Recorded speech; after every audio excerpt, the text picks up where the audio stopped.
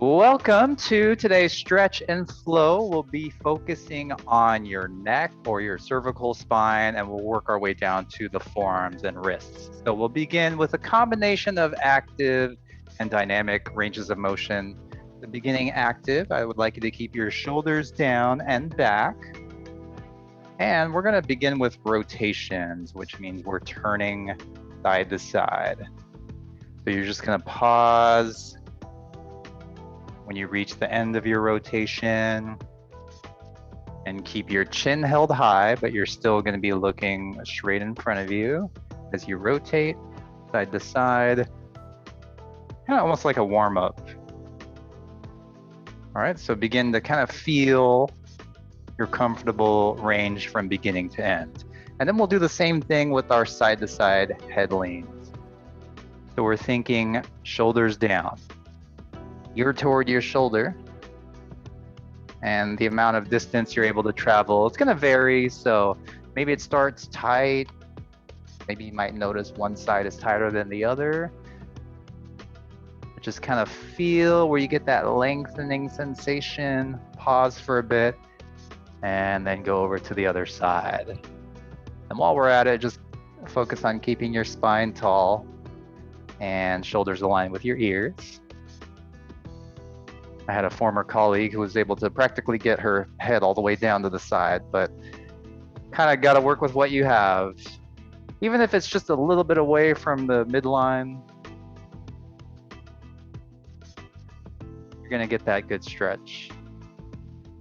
All right, so the next one is going to be a hold. So we're going to focus on the back of the neck on each side. So this is the one where we're going to try to either wrap our arm behind us, or you can either sit down on your hand or even pull up the bottom of your chair.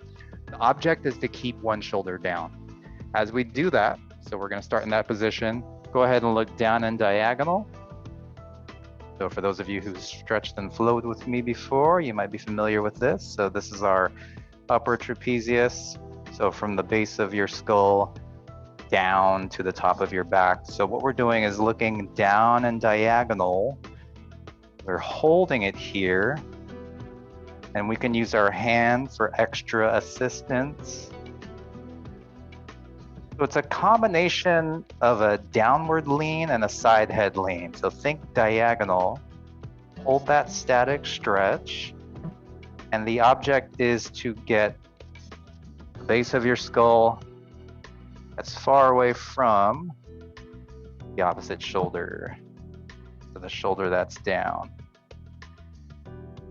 All right, you'll know you're doing it correctly when you feel it one side in the back of your neck. So we'll go ahead and do the other side. So arm is down, either wrapped behind your back or pulling the bottom of your chair or even sitting on your hands.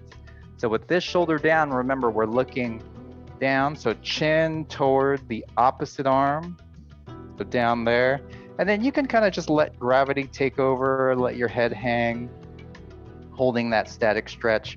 Or you can take the other hand, your free hand, and wrap it around the top of your skull, hands wide, and gently, we're not pulling, we're just gently guiding it along. So as you breathe slowly into it, you might feel that you can go a little bit deeper into this stretch, but you don't want to do it so suddenly that you get the opposite effect where your muscles tense up and contract against it. So just kind of ease into it. Again, you're going to feel it when your back of the neck is really lengthening. All right, that feels good right there. So we're coming up to neutral, just some shoulder rolls to the back. And we're going to add this with the arms out. So because your neck does connect to your shoulders, we're going to do circles to the back with your thumbs facing back. So we're adding that external rotation, and then we'll do the same thing moving forward. So thumbs forward, go ahead and circle to the front. Slow breaths out. All right. From here, we're going to work our way down to our elbow and forearm. So with your elbows bent about 90 degrees, we're simply rotating We're trying to turn the thumbs out and then thumbs in.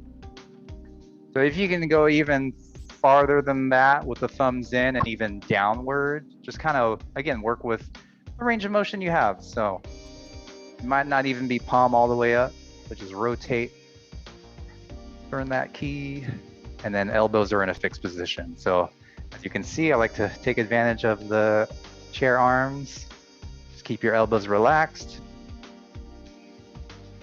Okay, so this one arm at a time. So notice how the thumb is up, pinky side down, and we're doing down toward the pinky side and then up. The radial ulnar deviation, so here, so thumb side, and then the motion is happening at the wrist. And then we're gonna do the same idea, but we're gonna turn the hand so that the palm is facing down. Curl your hand into a light fist, and then we're gonna rev it up and down. So we're doing that forearm extension and flexion. So you can rest your arm down like this. You can also support it with your other hand. But I like just kind of taking advantage of the environment here. All right, we're staying with the same arm, but we're gonna hold it for a static stretch. So it's gonna be palm up and forward, like you're saying stop, and then you're gonna take your other hand and right between the palm and fingers, we're going to gently pull back as you think about pushing your arm forward. So you have these opposing directions of resistance, which is going to create that stretch underneath. All right, so you're pulling with the other arm, so you're actually gonna feel your arm flexing.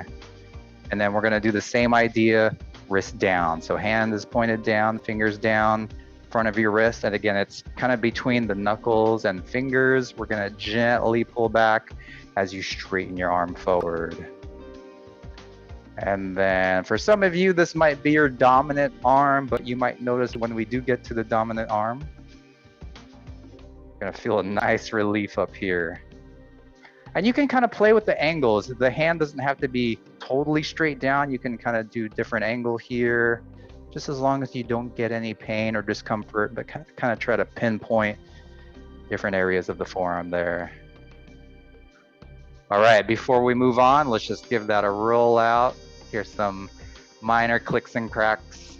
Hand is loose, circle it around, mainly at the wrist, and then circle it inward or the other way. All right, moving on to the other side. So we're starting with the thumb up. So we're doing hand, pinky side down, and then up. So up and down motion, but we're really going through the side of the wrist. Okay. Elbow is fixed. And then same idea, we're gonna turn the palm to face down, light fist, rev it up and down. So we're gonna curl the wrist down and in, and then upward, forearm flexion, extension. You can go until you feel that muscular contraction, because as you contract one side, you're lengthening the opposite side. All right, so now we're gonna do our hold. So fingers up, palm forward, arm is totally straight, and then kind of the middle of your hand, push back against it, create that opposing resistance. So really think about trying to lengthen your arm forward as you gently pull back. Very nice. All right, and then we're gonna flip.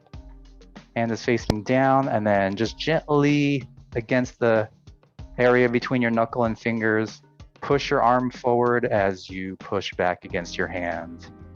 And you're really gonna feel this in this area here if you have both positions correct. All right, feeling good. Nice to get the forearms and neck. Don't often get targeted during traditional exercises. All right, and then we're just going to roll that wrist around. You can either support your forearm or keep it rested down. All right, and then reverse that circle to go inward. Hey everyone, nice neck and forearm stretch and flow today. I hope you have a great weekend, and I will see you next time. Bye-bye.